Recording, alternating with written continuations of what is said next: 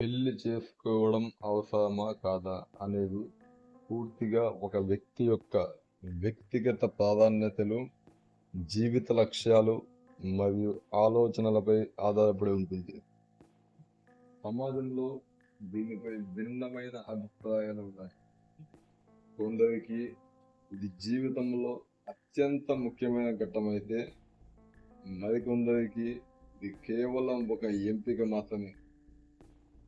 మీ నిర్ణయానికి సహాయపడేలా పెళ్లి చేసుకోవడం వల్ల వచ్చే లాభాలు మరియు పెళ్లి చేసుకోకపోవడానికి గల కారణాలను కింద విశ్లేషించడం జరిగింది. పెళ్లి చేసుకోవడం వల్ల కలిగే ప్రయోజనాలు: జీవిత భాగస్వామి తోడు, జీవితంలో ఎదురయ్యే ఆనందాలు, బాధలను పంచుకోవడానికి, వృద్ధాప్యంలో ఒంటరితనం లేకుండా ఒక నమ్మకమైన తోడు దొరుకుతుంది.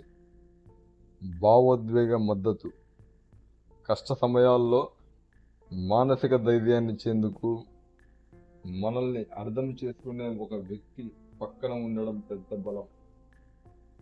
కుటుంబ వ్యవస్థ, పిల్లలు, ఒక కొత్త కుటుంబాన్ని నిర్మించుకోవాలని, పిల్లల్ని కనాలని, వంశాన్ని ముందుకు తీసుకెళ్లాలని ఆశించే వాళ్ళకి పెళ్లి అవసరం.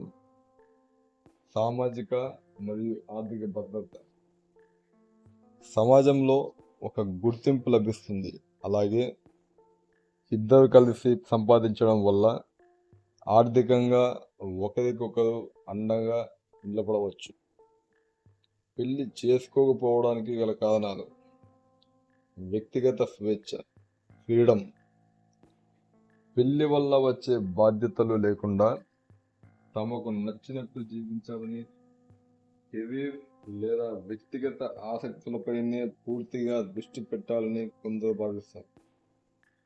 బాధ్యతల భయం, పెళ్లితో పాటు కుటుంబ బాధ్యతలు, బంధుత్వాలు, సర్దుకుపోయే తత్వం పెరుగుతాయి. వాటిని మోయడం ఇష్టం లేని వాళ్ళు ఒంటరిగా ఉండడానికి మొగ్గు చూపుతారు.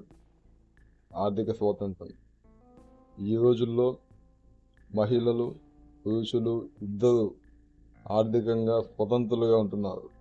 కాబట్టి ఆర్థిక భద్రత కోసం పెళ్లిపై ఆధారపడాల్సిన అవసరం తగ్గింది.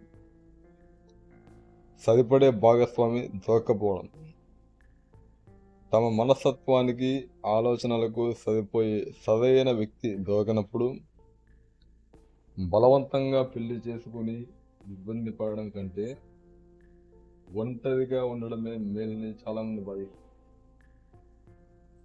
చట్టపరంగా లేదా ప్రకృతి పరంగా పెళ్ళి అనేది ఖచ్చితమైన నియమం కాదు. ఒకప్పుడు సమాజం కోసం పెళ్ళి తప్పనిసరి అనే భావన ఉండేది. కానీ నేటి ఆధునిక కాలంలో ఒంటరిగా ఉంటూ సంతోషంగా సాధించడం లేదా పెళ్లి చేసుకొని ఒకరితో ఒకరి జీవితాన్ని పంచుకోవడం అనేవి రెండు సరైన ఎంపికలే. మీ మానసిక ప్రశాంతత, భవిష్యత్తు ఆశయాల ఆధారంగా మీరే నిర్ణయం తీసుకోవాలి.